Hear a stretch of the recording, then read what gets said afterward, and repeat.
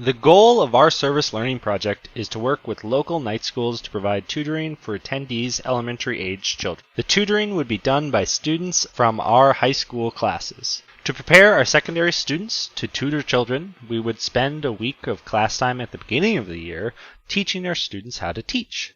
During this week, they would participate in activities such as reading and responding to articles about how to teach, as well as role-playing tutoring situations. We would also be discussing important traits and ideals tutors should have, such as being a role model and that everyone can learn. At the end of the week, students should be given a test to determine if they'd be ready to tutor or not.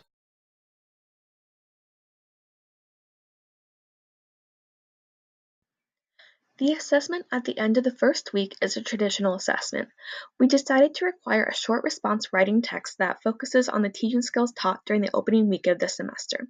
Most of the first week instruction will focus on how to be a positive role model, how to make emotional connections with younger students, how to use gradual release of responsibility, and guiding students to answering questions instead of supplying them, and reading strategies.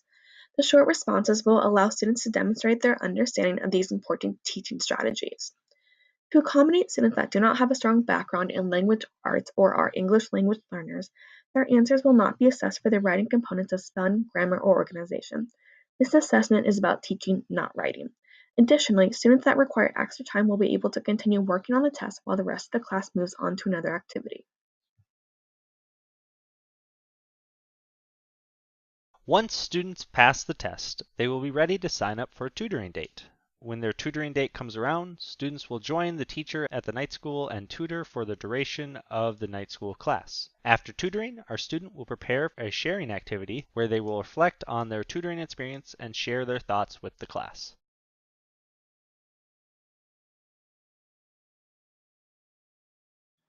Our alternative assessment will consist of two parts: an in-class demonstration of teaching principles and a compilation of reflections throughout the service learning experience. The reflection component may be written or video recorded depending upon individual students' needs. Students will write in their reflection journal and answer prompts before and after their teaching segment.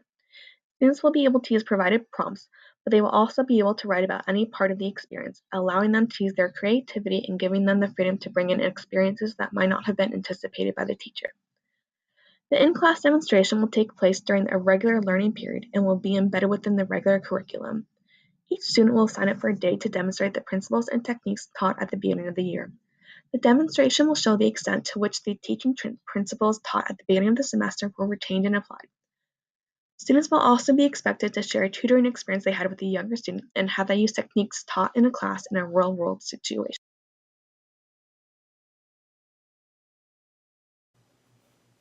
Group learning.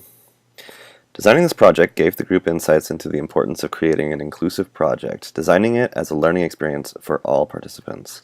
By making it inclusive, it allows advanced students to shine by demonstrating their knowledge to others, whereas struggling students, such as those with disabilities or ELD students, can shine by using their own struggles and/or cultures to connect with younger students. The variety of assessments captures different types of learning as well and allows their learning to be demonstrated in different ways. It's important for all students to know they are capable of learning and to be treated as valued members of a classroom to ensure their investment in their learning experience.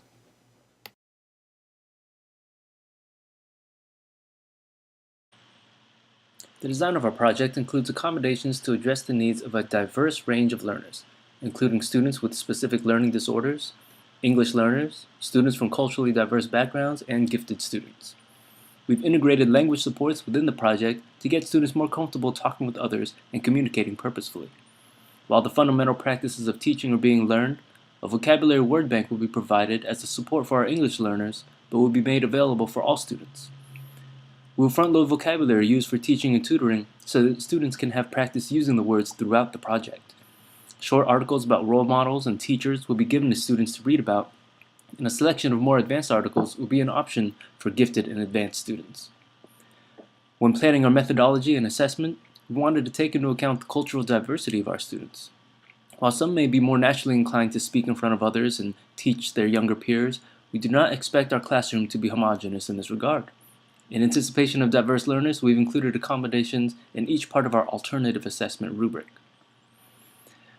We also made several accommodations in our assessment for students with dyslexia, dysgraphia, and other language processing or fine motor disorders who may struggle with the writing aspect of the journal reflections.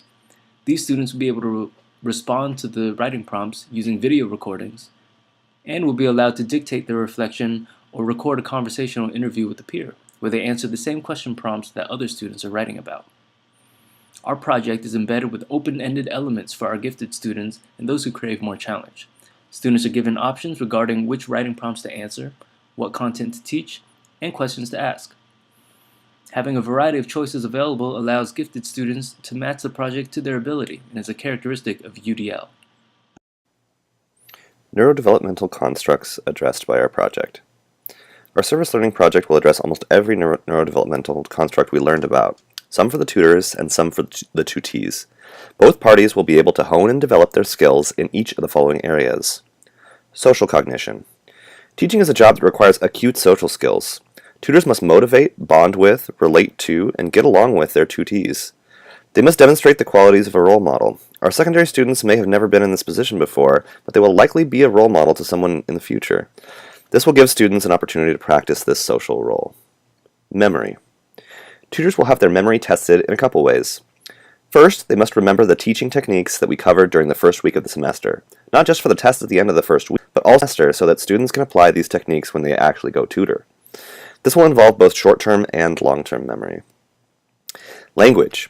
Students will activate their language constructs by reading, writing, listening, and speaking about the teaching techniques we learn about in class during the first week. Secondly, they will likely be helping elementary students learn to read, another chance for them to demonstrate their command of language. Attention. Our secondary students must use their attention construct to be able to succeed on the traditional assessment given on the first week. They must focus and pay attention during class while we are reading and discussing the teaching techniques. Tutees must also pay attention during the tutoring sessions. Temporal sequential ordering. Finally, as students will be tutoring in math, they will have to demonstrate an understanding of sequential ordering. Guiding tutees through step-by-step instructions for arithmetic or a word problem can help both tutors and tutees understand sequential processes.